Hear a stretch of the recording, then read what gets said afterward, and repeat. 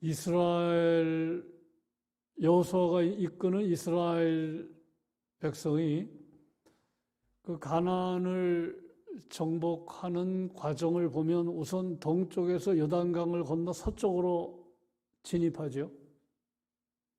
다 아는 사실입니다. 동쪽에서 요단강을 건너서 서쪽으로 진입을 해서 먼저 가운데를 점령하고 그 이후에 남쪽을 점령하고 그 이후에 북쪽을 점령하는 과정을 거치는데 우리가 아시는 대로 제일 먼저 공략한 곳은 여리고였지요. 여리고였습니다. 그 다음에 아이성이었습니다. 아이성.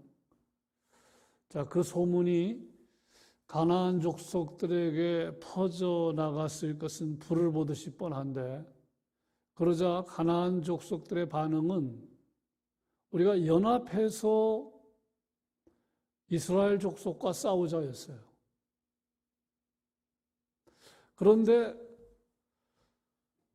오직 한 족속, 기브온 주민들의 생각은 달랐습니다. 기브온 주민들의 생각은 달랐어요. 여리고에서 행한 일을 들었거든요. 아이에서 행한 일을 들었습니다.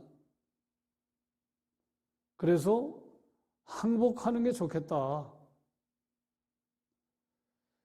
이스라엘과 화친하고 조약을 맺는 게 좋겠다고 판단해서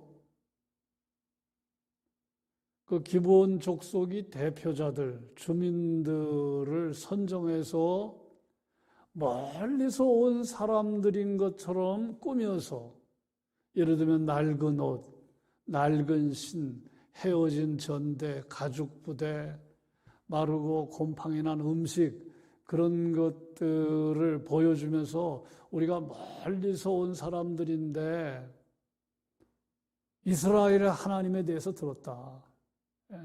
애굽에서 행한 일도 들었다. 그러면서 우리는 당신들의 종이다. 바짝 엎드리죠.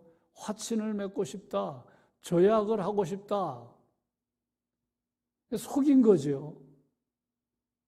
처음에는 수상하게 생각했지만 결국은 속아 넘어가서 화친을 맺고 조약을 맺었는데 하나님의 이름으로 조약을 맺었어요. 왕이 다른 네 족속의 왕들과 규합해서 우리가 기브온과 이스라엘과 싸우기 전에 기브온과 싸워야 한다. 이해가 되지요? 심정적으로 이해가 되잖아요.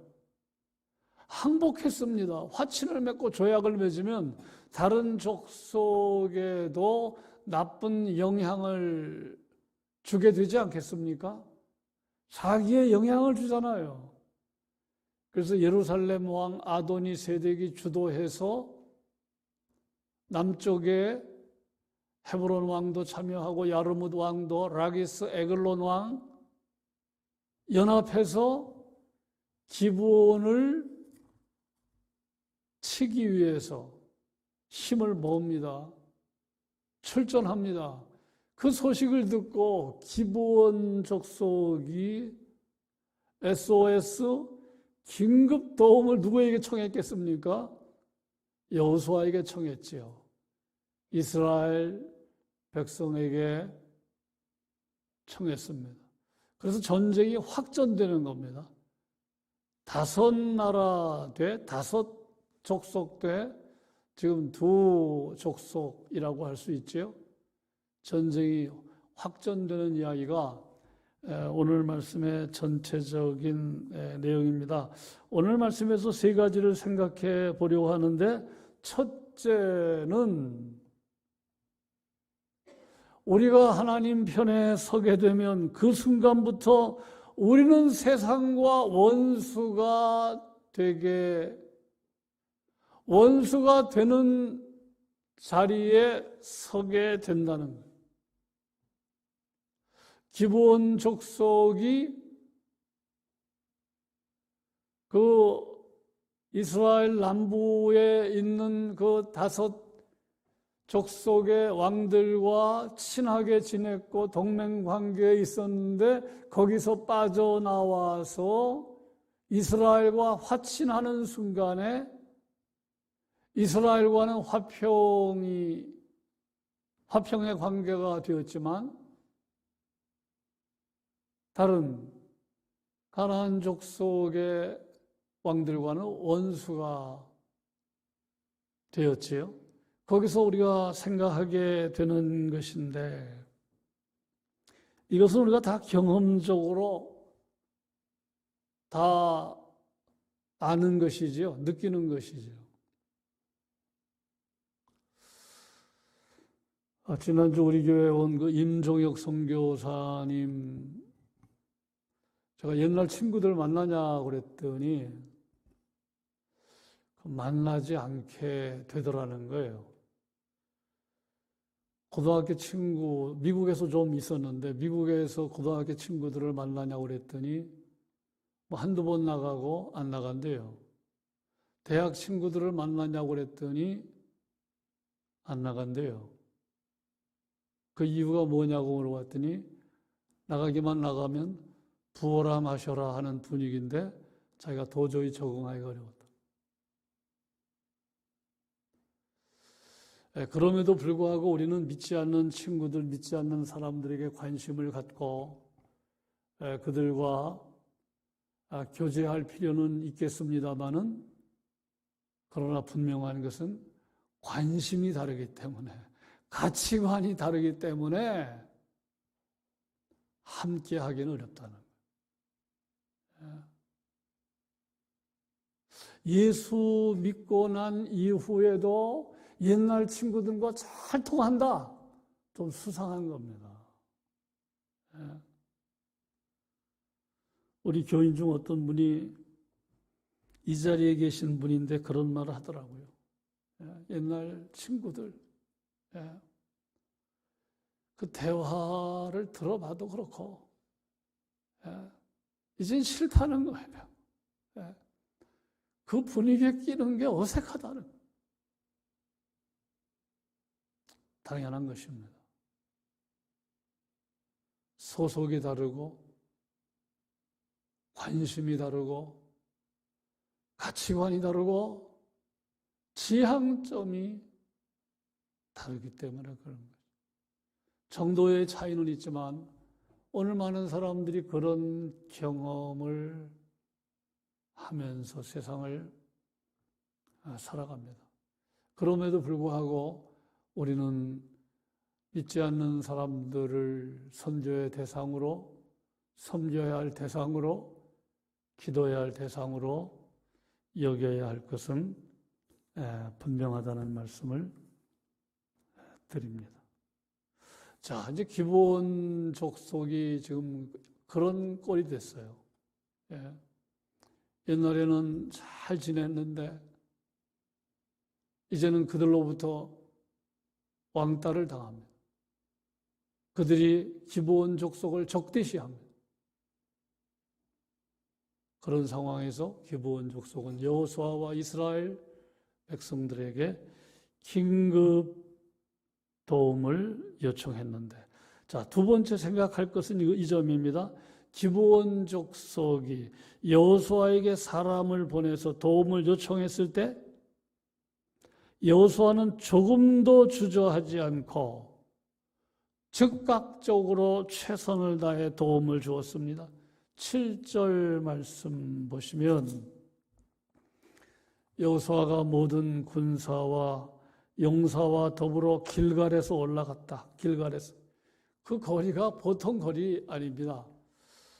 30km도 넘었을 것으로 보는데요. 자, 9절에는 뭐라고 되어 있습니까? 9절에는 여호수아가 길갈에서 밤새도록 올라가. 도움을 요청하니까 즉각 나섭니다. 군사와 사람들을 모읍니다. 밤새도록 올라갔다.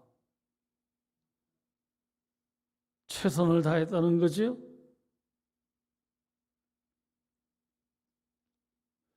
자,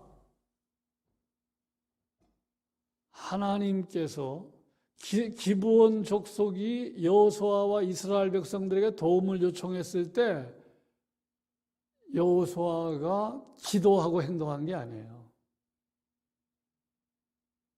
도와달라고 요청했을 때 여호수아는 기도하고 행동에 나선 게 아니라 먼저 행동에 나섰습니다. 먼저 행동에 나섰는데 바로 하나님께서 여호수아의 행동이 옳았음을 보여주는 말씀을 하십니다. 8절. 자, 7절은 여호수아가 먼저 행동한 거예요. 그죠? 여호수아가 먼저 행동한 겁니다. 8절은 그 이후에 하나님께서 말씀하신 것인데 8절 읽습니다. 그때 여호와께서 여호수아에게 이르시되 그들을 두려워하지 말라. 내가 그들을 내 손에 넘겨 주었으니 그들 중에서 한 사람도 너를 당할 자 없으리라 하신지라. 여러분, 제일 좋은, 우리가 알고 있는 제일 좋은 공식은 뭡니까? 하나님이 말씀하시고 행동하는 건데 오늘 말씀에서는 여호수아가 먼저 행동하고 하나님께서 초인하셨다는 거예요. 여호수아는 왜 기도하지 않았을까요? 그것은 여호수아와 이스라엘 백성이 기브온 족속을 당연하는 것은 기도하지 않아도 너무나 분명한 도와야 할 대상이기 때문에 하나님의 이름으로 조약을 맺었거든요. 속인 건 괘씸합니다. 기브온 족속이 여호수아를 속이고 이스라엘을 속인 것은 그것은 박수칠 일이 아니지요. 그것은 문제였어요. 속아 넘어간 것도 문제입니다. 그럼에도 불구하고 하나님의 이름으로 조약을 맺었거든요.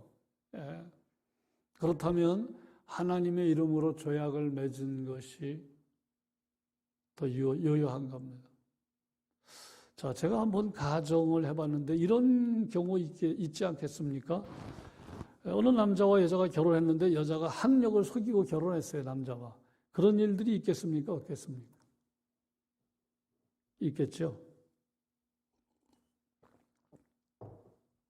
학력을, 또 남자가 반대로, 남자가 학력을 속이고 여자와 결혼할 수도 있고, 또 신분을 속이고, 네? 직장이 없는데도 있다고 얘기할 수 있고, 뭐 직장이 변변치 않은데도 이렇게 또 속일 수 있고, 어쨌든 속여서 결혼이 이루어졌다고 합시다. 하나님 앞에서 결혼식을 치루었다고 합시다. 서약을 다 했다고 합시다. 그 이후에 속인 부인이 어려움을 당했어요. 그런데 그 상황에서 옛날 속였기 때문에 그 속였다는 거 다 나중에 알게 되었어요. 다 알게 되었습니다. 이미 지나간 일입니다. 그런데 그것을 문제 삼아서 도와주지 않는다면 그게 잘하는 것이겠습니까? 도와달라고 하는데 내가 한번 하나님 앞에 3일 동안 금식 기도해보고 대답하겠다고. 그게 괜찮겠습니까? 그래서 오늘 말씀 보면 기브온 족속이 여호수아와 이스라엘 백성들에게 도움을 요청했을 때에 여호수아는 기도하지 않고 즉각적으로 행동했습니다. 그리고 그 이후에 하나님께서 여호수아의 행동이 옳았음을 추인해 주셨어요.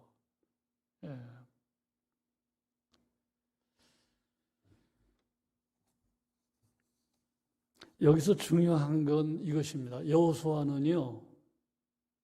여호수아가 하나님 앞에서 언약을 맺은 사실을 먼저 주목하지 않고 기브온 족속만 바라보았다면, 하나님과의 언약은 생각하지 않고 기브온 족속만 바라보았다면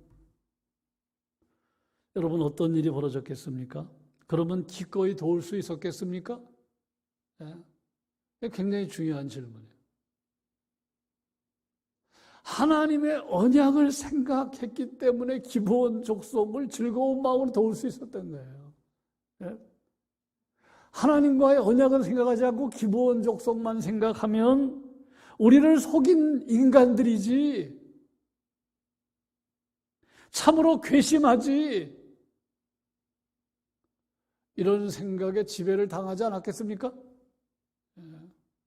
근데 여호수아가 잘한 건 뭐냐 하면 기브온 족속들이 속였지만 거기에 집착하지 않고 하나님과 하나님의 이름으로 언약 맺은 걸 먼저 생각하고 기브온 족속을 도왔다는 거예요. 여러분이 여호수아 이런 태도는 예수 믿는 사람들이 모든 사람과의 관계에서 적용할 포인트입니다. 우리가 하나님의 말씀, 하나님의 사랑, 하나님의 은혜를 생각하지 않으면 사실 사람을 사랑하기가 어려워요. 예.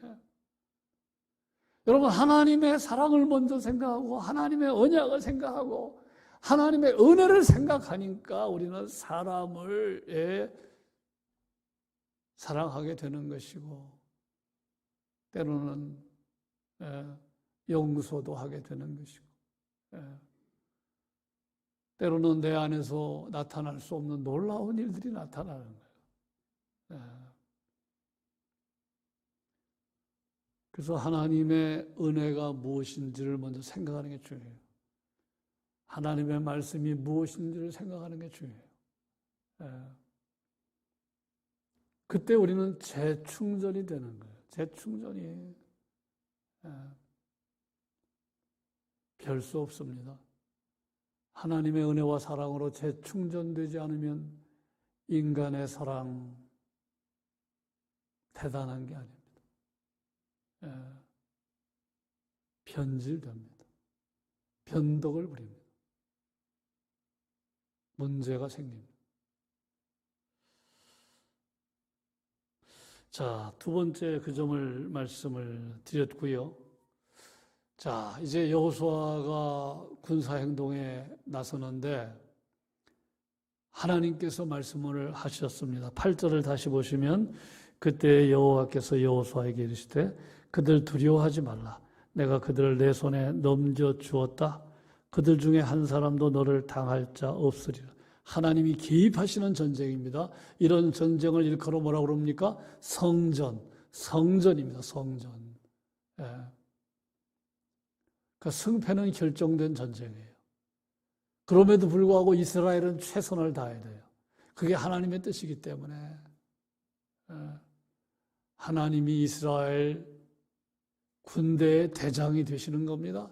그럼에도 불구하고 여호수아와 이스라엘 군대는 최선을 다해야 됩니다.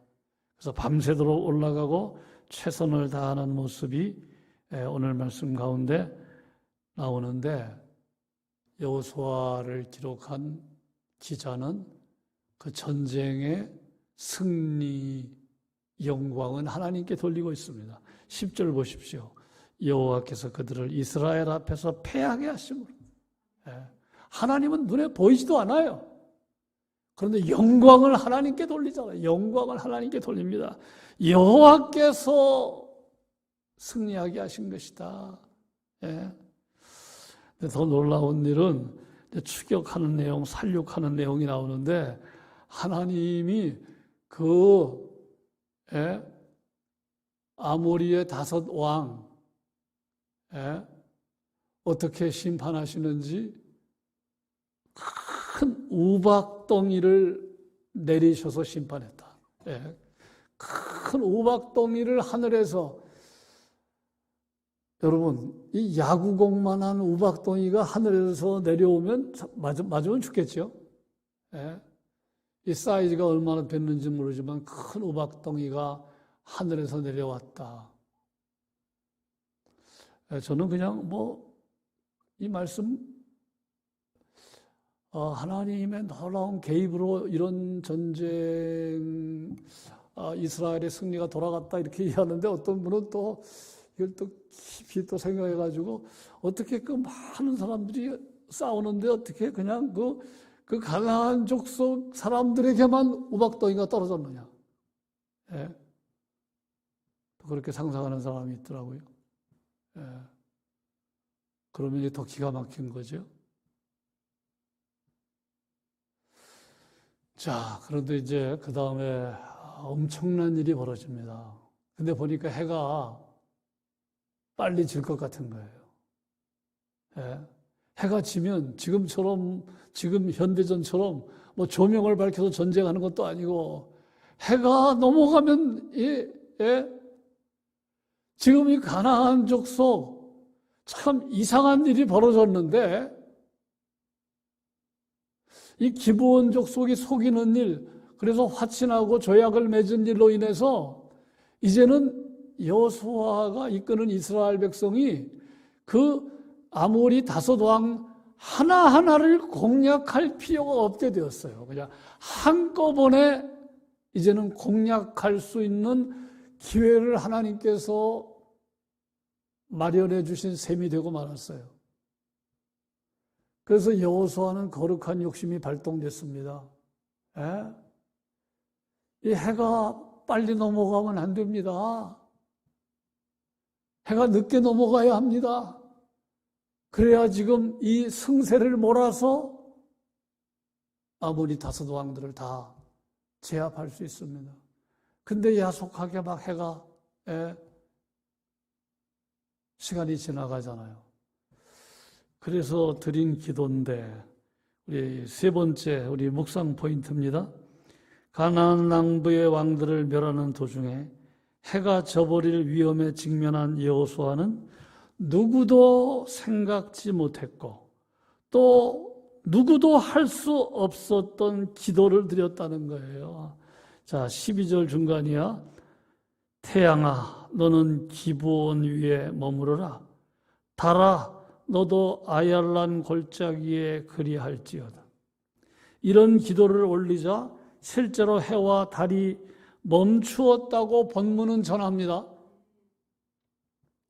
자, 이 대목에서 우리가 던져야 할 질문이 많아요. 야, 어떻게 이런 기도를, 우리가 하나님이 전능하신 하나님을 믿지만 어떻게 이런 기도를 윤석열 대통령이 뭐 담대한 구상 그랬는데 그 내용을 제가 정확하게 알아보지는 않았지만 옛날에 생각나는데 잊어버렸어요. 이건 담대할 정도가 아니라 야, 세상에 어떻게 이런 기도를 올릴 수 있을까? 태양아, 머무르라. 달도 마찬가지다. 머무르라. 시간이 가지 말라는 거죠. 그런데 실제로 그렇게 돼서 전쟁에 승리했다는 여지의 말씀인데 여기서 우리는 이런 생각합니다. 이것이 사실이라면 이 기적은 천지 창조 이래 최고의 기적이라는 거 아십니까? 여러분은 어떤 기적이 최고의 기적이라고 생각합니까? 생각해 보니까 만약 이 사건이 사실이라면 이 기적은요, 홍해가 갈라지는 기적과 비교가 안 됩니다. 죽은 사람이 살아나는 기적과도 비교가 안 돼요. 물이 포도주로 변하는 것과는 비교가 안 돼요. 보리떡 5개, 물고기 2마리로 장정만 5,000명 이상 먹이고 남은 광주리가 12광주리다. 그것과도 비교가 안 되는 기적인 까닭은 다른 기적은요, 하나님이 전능하신 하나님이심을 우리가 믿을 때 그것이 가능하다고 믿어지면서 그걸 끝납니다. 더 추가적인 설명이 필요 없어요. 추가적인 이의를 제기할 게 별로 없어요. 그런데 이 사건은 그렇지 않습니다. 우리가 태양이 멈췄다, 달이 멈췄다라고 하는 것을 믿는 순간 추가적인 문제가 계속해서 제기되는 거예요. 어떤 문제겠습니까? 지구의 자전이 멈췄다는 거잖아요. 지구의 자전이 멈췄다는 거를 또 설명해 줘야 돼요. 근데 지구가 여러분, 한 시간에 몇 킬로의 속도로 자전하는지 아십니까? 1667km의 속도로 지구가 자전합니다. 우리 어지럽지 않지요? 참 이것도 놀라운 신비인데요. 예? 1667km의 속도로 지구가 움직이는데 갑자기 섰다. 그러면 어떻게 되는 거예요? 지구 표면에 있는 모든 물건들, 물질들은 1667km 시속으로 가다가 멈추는 것과 똑같은 현상이 일어나야 되지 않겠습니까? 그러면 세상이 어떻게 되겠어요? 이제 그런 질문을 던지는 사람들이 있는 거예요. 태양이 멈췄다, 달이 멈췄다, 단순한 게 아니라는 거예요. 추가적인 설명이 부지기수로 떠오르는데, 그러면은 시속 1667km로 달리는 그런 버스가 없고 그런 기차가 없지만 그렇게 달리다가 갑자기 팍 쏘버리면 어떻게 되겠어요? 그러면 그 안에 탄 사람도 다 죽겠죠. 예. 그러면 모든 바다의 물, 강물들이 다 지구를 덮쳤을 것이다. 뭐 그렇게 상상하는 사람도 있어요. 그러면 실제로 이 전쟁도 불가능했을 것이다. 오히려 그렇게 생각하는 사람도 있습니다.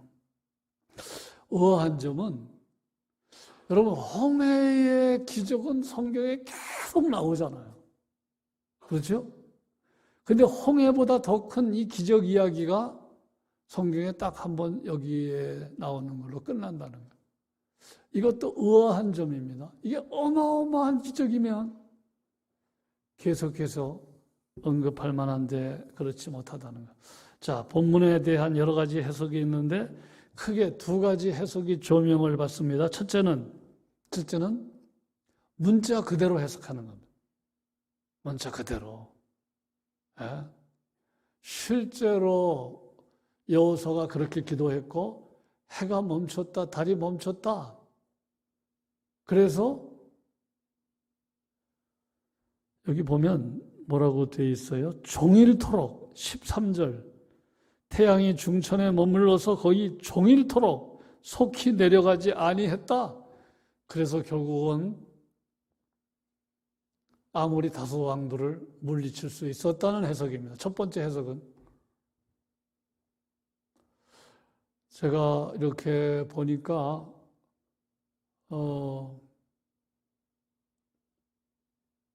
그렇게 해석하는 분들이 제법 있더라고요. 또 하나의 해석은 지금 여호수아가 요 심경을 밝힌 것은 앞에서 말씀드린 대로 시간이 모자라기 때문에 시간이 멈추었으면 좋겠다는 애타는 마음으로 해도 좀 도왔으면 좋겠고 달도 좀 도왔으면 좋겠다. 좀 시간이 안 갔으면 좋겠다 하는 그러한 심정을 시적으로 표현했다는 거죠. 시적으로 표현했다는 거예요. 좀 시간이 가는 게 안타깝다. 시간이 안 갔으면 좋겠다. 해도 도와주었으면 좋겠고 달도 도와주었으면 좋겠다. 해가 멈추었으면 좋겠다. 달도 멈추었으면 좋겠다. 그런 기도를 올렸다는 거죠. 그러니까 실제로 하나님의 기적적인 방법으로 전쟁을 충분히 수행할 수 있는 환경이 조성이 되었는데 실제로 해와 달이 멈춘 건 아니다. 이제 그런 해석을 하는 사람들, 학자들이 있는데 그 이유는 이겁니다. 여러분, 성경의 66권은 저마다 장르가 다 달라요. 어떤 것은 속담인 게 있죠. 잠언은 속담입니다. 시편은 시입니다. 시. 우리가 주일에서 에베소서를 보는데 그거는 편지글입니다. 예. 어떤 건 역사서가 있습니다. 예언서가 있습니다. 그런데 시적인 표현을 쓸 때는 우리가 생각할 때 좀 황당하다 싶은 표현을 쓰기도 하는데요. 하박국 3장 11절. 하박국의 기도입니다. 하박국이 이렇게 기도해요. 날아가는 주의 화살의 빛과 번쩍이는 주의 창의 광채로 말미암아 해와 달이 그 처소에 멈추었나이다. 예. 하박국이 하나님께 기도를 드리면서 지금 하나님이 하시는 권능을 이야기하는 거예요. 예. 날아가는 주의 화살의 빛, 번쩍이는 주의 창의 광채로 말미암아 해와 달이 그 처소에 멈추었나이다. 이걸 보면서 정말 해와 달이 처소에서 멈추었지라고 생각하는 사람 한 사람은 없어요. 이거는 시적인 표현이구나. 그렇게 생각해요. 예. 그 하박국 3장 11절을 보시면요. 이건 말고도 이런 표현들이 계속해서 등장하는데 한번 들어보십시오. 이런 표현도 주께서 활을 꺼내시고, 실제로 주께서 활을 꺼냈다고 믿는 사람은 없어요. 이건 시적인 표현이구나. 예?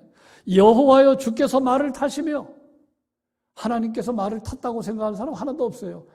이거는 시적인 표현이구나. 예.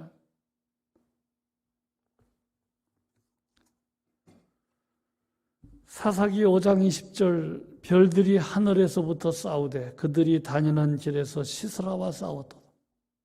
이것도 시적인 표현이죠. 예. 그 조정민 목사 여러분 들어보셨습니까? 옛날에 MBC 앵커를 했던 분이죠. 근데 그분의 간증을 보면 그분이 지독하게 박해했어요. 부인이 온누리교회 교인인데 지독하게 박해했어요. 새벽마다 나가는 게 못마땅했어요. 어느 날 기자의 정신이 발동이 돼서 도대체 우리 여편네를 이렇게 새벽마다 끌어들이는 집단, 어떤 집단인가, 취재차 나갔다가 뒤집어져서 53세에 신학을 하기로 마음먹었던 사람. 53세. 그리고 미국으로 공부하러 떠납니다. 그런데 그때 이 조정민 목사님이 이런 기도를 했대요. 하나님, 시간이 멈추어지게 해주십시오. 여러분 무슨 말인지 알겠죠? 내 나이가 53세인데 그러면 계산을 해보니까 이게 안 나오는 거예요. 한국말로 공부하는 것도 아니고 미국에서 영어로 신학을 공부하고 목사가 되고 언제 사역합니까? 시간이 멈추어 달라고 하나님께 기도했다는 거예요. 그런데 놀라운 건 응답됐다는 거 아닙니까? 그래서 어떻게 응답됐는지 더 귀를 기울여 보니까 이렇게 응답이 되었대요. 하나님께서 응답을 하셨습니다. 나를 젊게 해서 응답했습니다. 젊게 했대. 나이는 더 먹었죠. 나이는 먹었어요.